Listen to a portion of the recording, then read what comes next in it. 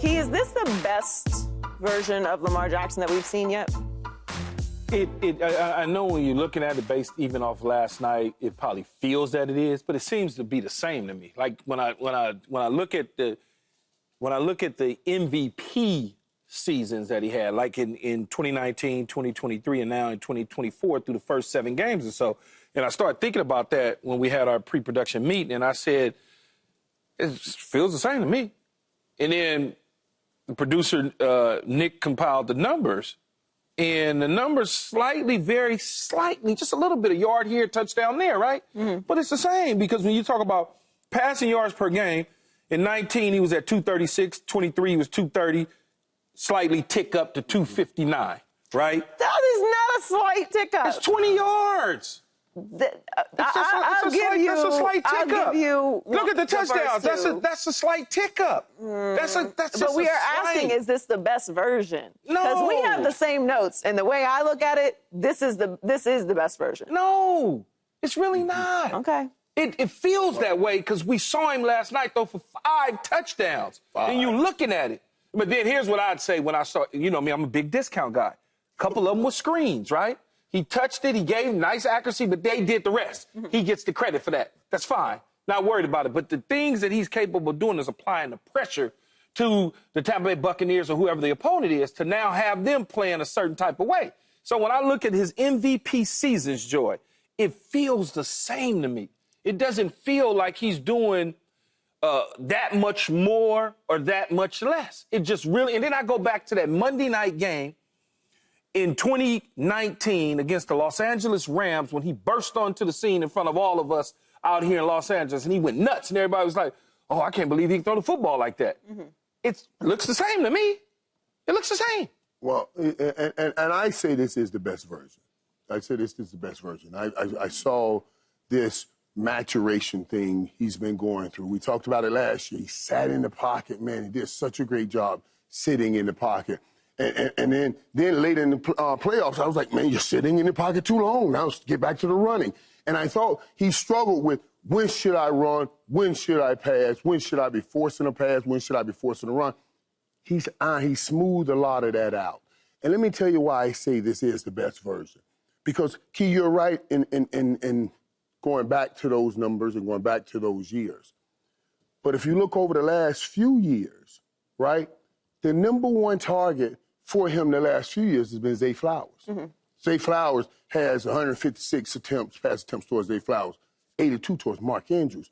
Prior to these last 2 years, his pass and attack started with Mark Andrews and whoever he had on the outside. Right. Nelson Aguilar, we went after Odell Beckham Jr., we went after Marquise Brown. They kept trying to find those players. Now they got his number one guy is an up-the-field guy.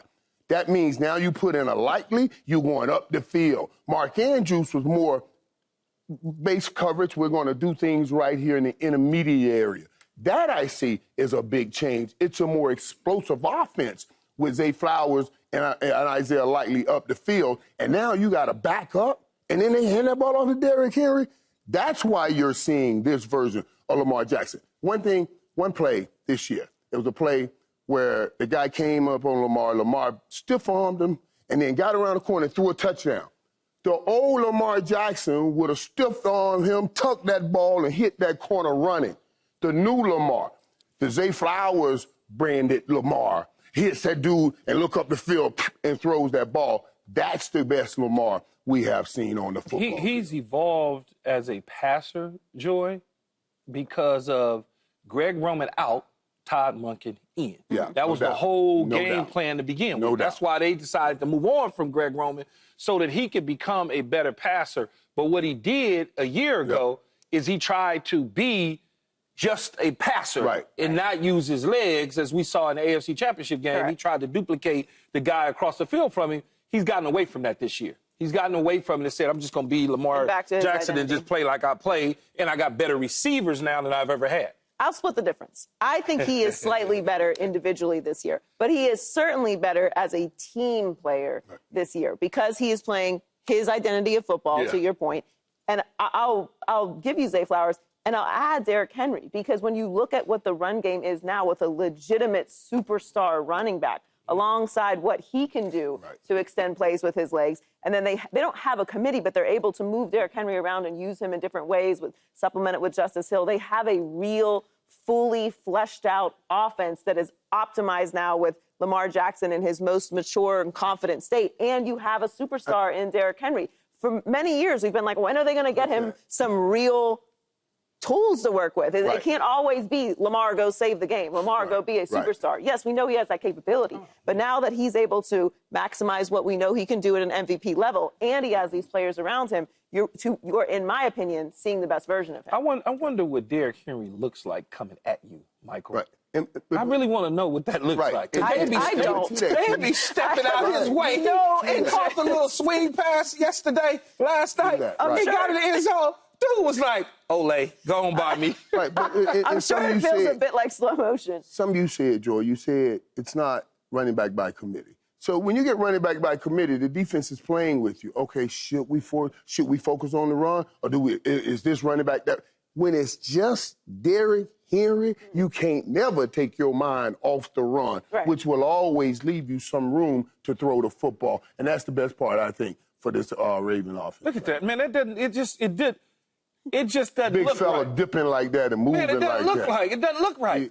I'm telling you, Joy, and then you watch the game, obviously, but as I was sitting there watching it last night, and he caught the little dump off from Lamar, and he walked into the end zone, the DB was right there. Could have tackled him on probably about the 4-yard line. DB wasn't gonna stop him. It was like wasn't the bull thing. Ole, go on in there, man. I'm good. If I hit him, I'm not gonna stop him. So let's not take in that punishment. Like a refrigerator downhill, perhaps, is probably the few teams that could use that. Well, we'll get to that later. The Ravens are using him. Are the Ravens the best team in the AFC right now, Michael? I see them playing the best to our eye gate. But when they had the one-on-one, the head-to-head matchup with the king of the hill, and that is over there, Patrick Mahomes and Kansas City Chiefs, you came up a little short. And I know Patrick Mahomes and the Chiefs aren't playing great, but they did beat this Baltimore Ravens team, and they are still undefeated. It's hard for me to say you're the best team in the AFC, but you're playing to the eye gate the best.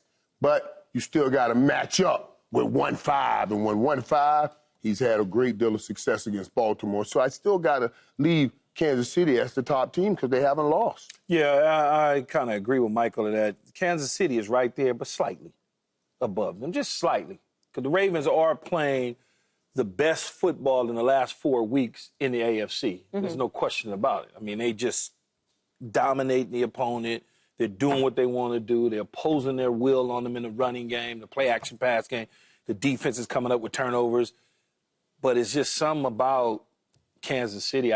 They just know how to win football games. I mean, even to the point where the Ravens almost took them into overtime. But the toe was on the line. Right. The toe was on the line. Right. That's just like, it's almost like that New England Patriot thing. Remember how New England, every time you look up, it's like, oh, they're going to lose. They going to lose? Nope, they not going to lose. I've seen this movie before. I've seen it before. No timeouts, 35 seconds left on the clock, ball in Tom Brady's hand on the 30-yard line, or they getting ready to kick a field goal. It's just, and that's where Kansas City is. They're like, oh, they get ready to lose. I've seen this movie. Nope. But now you got to say last night now, that game, I thought Tampa would give them a much better game, and they did until Mike Evans went down, that play in the end zone. I mean, they would have went up 14-3 with that play, and that Tampa defense was all over the Ravens. We could be having a whole different conversation maybe if Mike Evans don't go down. Coulda, woulda, shoulda. Yeah, if he didn't go down. And I hope him and Godwin the best. Yeah, I mean, even with that win, I still have to put Kansas City. We saw them play each other this year. I can't, they're still undefeated. I can't put Kansas City above them. And even if they were to play each other next week. Right now. I'm still not saying that Kansas City is losing that game. If I saw them play next week, I probably would pick Baltimore. Just based on the way Baltimore's playing. Good one, boy. That's a good one. I'm leaning. I'm sure it would be a great game. No, it would be a great game, but just because they... Just like the first one was. And it was a toe away. Right. And Baltimore have to be like, if we don't beat them now, we'll never beat them. That's the only way I'll go with Baltimore. The Chiefs are still the team to beat in the AFC, but right after them is the Baltimore Ravens, without a doubt. And the crazy thing about it is the Chiefs' division as a whole, it's not good. Like, their division just isn't good. So I see them getting the first round bye again. Isn't that funny how that works out? Because I'm telling you, it's New England all over again. Because the Patriots it's New England. never had to worry about the division. New England all over again. This is New England all over again. Crazy. Great quarterback, great head coach, solid defense. Great tight end. Great tight end, all over again. Yeah. Well, all Not of a sudden, sure what we're doing with the receivers. all of a sudden you say, this is the year for the Miami Dolphins. This is the year for Buffalo. This is the year for the Chargers. This is the year for Denver. Woo, we like AP. No, not so fast. You got to go through Kansas City. You got to have a little luck on the way, for wins and dynasties and Super Bowls. Last night was a tough night for the Bucs, though, as Michael just alluded to, with some injuries. Baker Mayfield threw some bad early interceptions, and then Tampa lost Mike Evans and Chris Godwin to injury during the game. This is not how Bucs fans were hoping the season would go after a playoff win last season, a new contract for Baker in the offseason. Mike Evans will hopefully be back in a few weeks. Godwin is out for the season. So Keyshawn, can Baker and the Bucs bounce back to win the division still? I think they can. The division's not good. Carolina, New Orleans, we see that. We know what that is. Atlanta popping. Well, Atlanta just got cracked the other day. So you start looking at the division, they can still win the division. What will that number be? Is it 10? Is it 9? Is it 8? Like, what's the number? I think they can win the division. Outside of winning the division, I don't think they are going to go very far in the NFC, especially without Godwin in there. Mike Evans hampered. You figure he's going to be out several weeks. Yeah. And so those weeks that he's out and he doesn't have anybody else to lean on, so to speak, that spells trouble. Now, Cade Otton is a good tight end, but how much punishment is he going to continue to take? Because he got beat up last night. Yeah, it was a very physical game.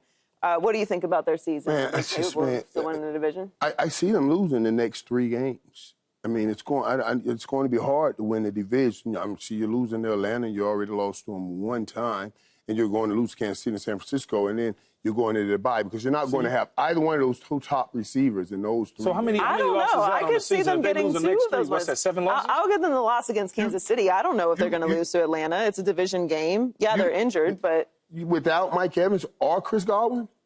Without Mike Evans or Chris Godwin, they went to overtime. They went to overtime just a few weeks ago, and Atlanta beat them with Mike Evans and Chris Godwin. It's a divisional game, so I would say that's a go either way. Well, I got them losing all 3 of those, but then now they got the next 3 after that or next 4 because the schedule does ease up right there. But so I if you got them losing, they're going to be a 4-16.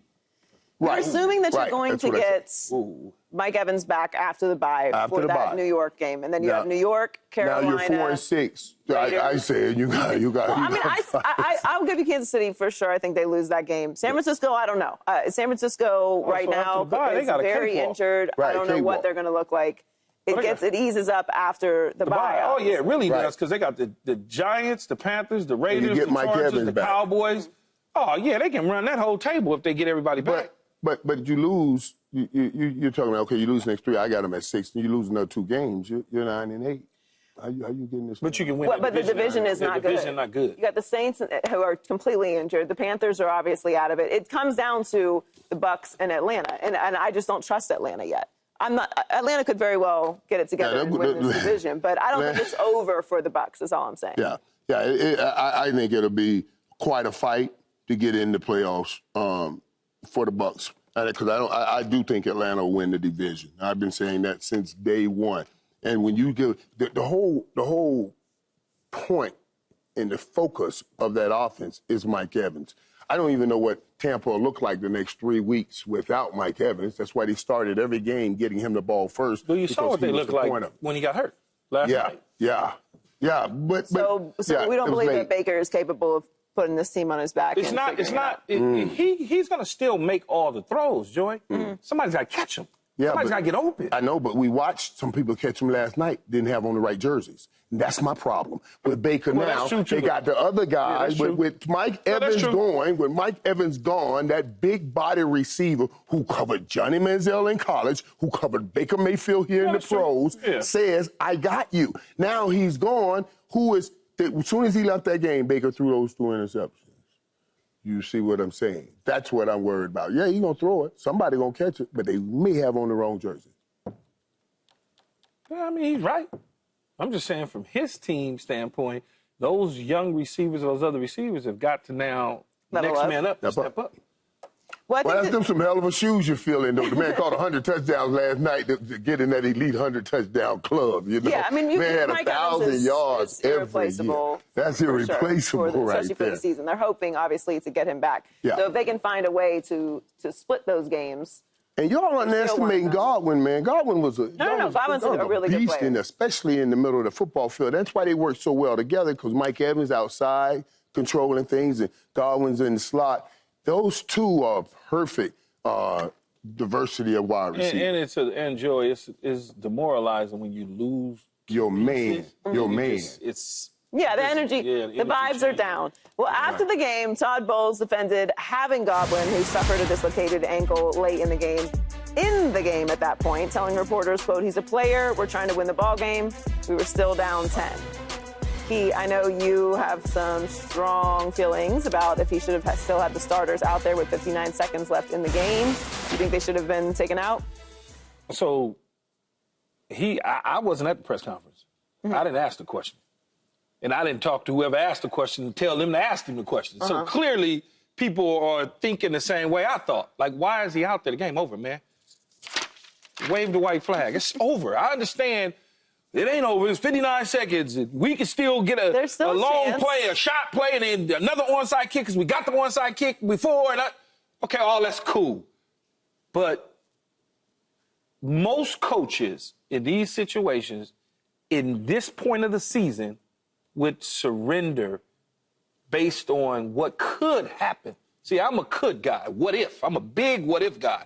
What if you leave? And then when you left Chris in, he gets hurt. And then he comes out and you leave the quarterback in with 30 seconds to go. But this is No, ain't no but, Joy. You just left your franchise quarterback in, and all they gonna do is blitz and tee off on Baker. Baker was getting hit still. I'm sitting there, I'm going, you know better than this, Todd. What are you doing? What about the players saying that they want to stay out? No. Okay. No. Absolutely no. Okay. What if, Michael, Baker stays out there, and you saw him teeing off on him with 30 seconds to go, and something happens to him? Now what? You just flushed the entire season down the toilet. And you lost Mike Evans earlier. Yeah, like, come on, man. What do you think? Yeah, that was it was hard because, like I said, man, Tampa came out in that game directed, and they looked good early on. Yeah, I thought they was going to hand it to them. This was one of those conversations, one of those days where those guys had gotten together and said they were going to play their best game and give everything to win this game. Once Mike Evans went down, that scenario right there, everything turned for that team. My only issue is now what I'm seeing, you get the ball to the 50-yard line, you got a game-winning field goal, a game-time field goal nowadays. So if you can get a touchdown, then we can come back and get that onside kick. You're going to get the onside kick in a good spot. One play, you're in field goal range. They had a chance. So I see that and they were moving the ball late. They were moving the ball. Is this to win? Is this to win the division? Is it to win? And I'm with you on that, Keith. This is the seventh game of the season. Come on now, it's the 7th game of the season. This ain't the 12th game of the season where we got to win a tiebreaker to win the division. This ain't what we're dealing with. So just cut your losses on this particular game.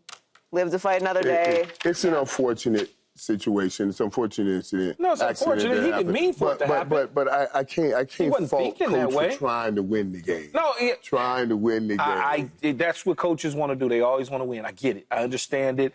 Todd Bowles is my man. I would have wanted to be on the football field because I know every pass is every pass. We're gonna throw every pass. This dude. I want to be on the field. I want to pad my stats. I didn't even think about getting hurt. Let me get some of these stats right now. I understand what you're saying because I feel the same way. I want to be the guy catching it because I don't think nothing's going to happen to me. I'm Superman. I want to be out there. But I always, in the back of my mind, would be like... You want the coach to save you from you. Yeah. You want the coach to say, right. I hear what you're saying. What is this game, right? Okay, so let me ask you this question. If this is to make it to the playoffs, this is to win the division. Let me ask you this question. So, on the other side, But right now, right now, all games are important. We don't know how important each game's going to be, so we can't determine that this one ain't important. We let this one go. Well, no, it's all not. of them are We're important. not talking 4 minutes in the game, Michael. We're talking a minute. 58 seconds, 30 seconds. That's what we're talking. Baker Mayfield was in the game with 30 seconds to go after Godwin got hurt. That's what we're talking about. Yeah. Check this out, though, Coach. When you look up, on the other side, Joy and Michael, and Harbaugh, did he have Derrick Henry in the game? Did he have Lamar in the game? And they up by 10. Most coaches will still have star players in handing the football off to him to get it closed out. Man, I don't even know who the backup was for Baltimore, but whoever it was, they had the backups in when they got the ball back. That's all I'm saying. You got to guard against the what if. I'm very torn on this. I know it's hard. They had a chance, so there's an energy to like trying to win, to not waving the white flag. Where I kind of am with you is when Mike Evans goes down, Chris Godwin is now infinitely more valuable because you are going to be without Mike Evans, and that happened in the game. So you almost have to protect him even more now because you're going to be light at that position. And then after he gets hurt, to keep Baker in, I'm with you on that because now the game is truly over. But it's really unfortunate. They have a lot of injuries they're going to have to sort through, and we'll see how the rest of the season goes for them. Subscribe here to get the latest from Speak, and go watch a few segments from our other shows on FS1.